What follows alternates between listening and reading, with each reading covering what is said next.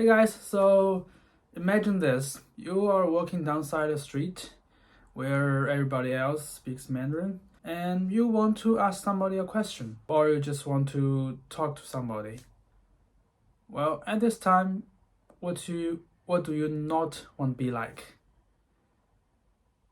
Well, normally we don't want to be rude, right? Especially when you're asking questions. So in today's video, I'm going to share with you how to be more polite when you speaking Mandarin, especially in this age where everybody just seems to be angry. Well, I assume that you already know how to say thank you, right? 谢谢. I believe that's one of the first words that you will learn when you learn about language. Thank you or hello, that'll be the first thing you learn. So I will not be spending much more time, but just saying more thank you won't be a bad thing, so just keeping that in mind. So what about when other people say thank you to you? You say you're welcome, right? So how do you say you're welcome in Mandarin? It's normally 不客气 or 没事没关系. That means, well, that's nothing. Don't bother thank me. That's not a thing for me. So try this again. 没事没关系. Or the first one, 不客气. Don't mention it. Okay?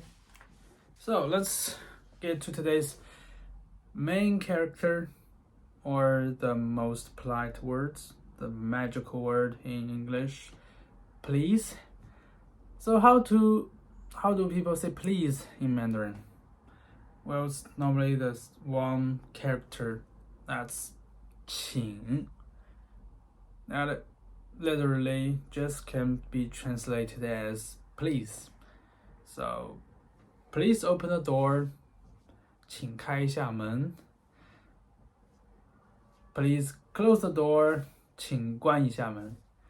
Please help me. 请帮一下我. Please get out of here.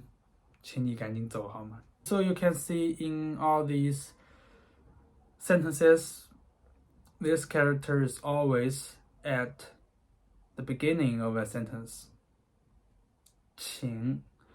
It's almost like please, but please sometimes will be not at the beginning, at the end. But 请 is always at the beginning. And another thing, that this does not appear in English, but when you, especially when you write stuff, you write about you, you, or in Mandarin 你, you, 你. But when that person you're talking to is like more respected and you want to see your respect, like when you're talking to a customer, when you're a staff, or when you're talking to your boss, when you are an employee, then probably you need 您, which is put a heart under you, which means you are in my heart. Well, kinda. And it will be pronounced as 您. 您. 您. Three times, repeat, just for you to be more clear about this. So 您, it usually says, when you use this character, it usually says that you respect that person, but well, we don't use that online as much because, well, many people use this when they like arguing each other on internet, so this becomes a little bit like away from its original meaning when it's like internet fights or something. Well, like it like be a more sarcastic kind of feeling that I use a respective word, but actually is looking down on you. So you can still use it in formal like presentations, or just writing a mail, writing an email, writing a letter, or just show your respect. You still use this, but do not use too many of this character when you just talking to someone ordinary online. People might feel like you are just being sarcastic. Okay, so let's get to excuse me. When you bump into somebody on the street, you will mind saying, excuse me? Sorry for that, excuse me. So how's that in Mandarin? Then it will be used this term, 不好意思. Now again, 不好意思. It means sorry or excuse me, sorry for that. And when you ask for somebody to do a thing that will be trouble to somebody, like handing you something when somebody's working. May I trouble you with something? Okay.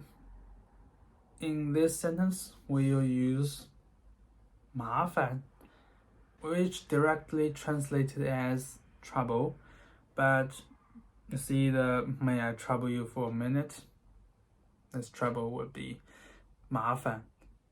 So let's put it in a scenario. Like you ask somebody, 我能麻烦您一下吗? Then you'll know, oh, well, this guy's going to ask me for a favor.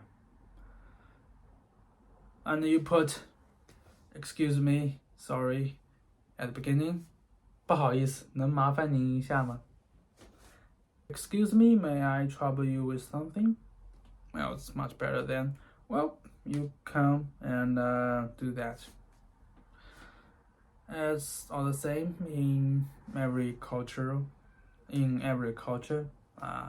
And people always want to be flattered and want to be respected. So that's where we use all those polite words, right? Also, how to say may I? Well, it usually be like 可以. May I do this? 我可以做这个吗? 可以. And another, like, may I sit here? 我可以坐这儿吗? So remember these type of terms that might help you be more polite. Okay, so if you want me to teach you about Mandarin, you can book a call with me. I can see what I can help you with. I'm still building a community, and I will put more of this type of little stuff there, and you can ask me questions directly there. And it's completely free, so check it out. It's all in the description. And I will see you in the next.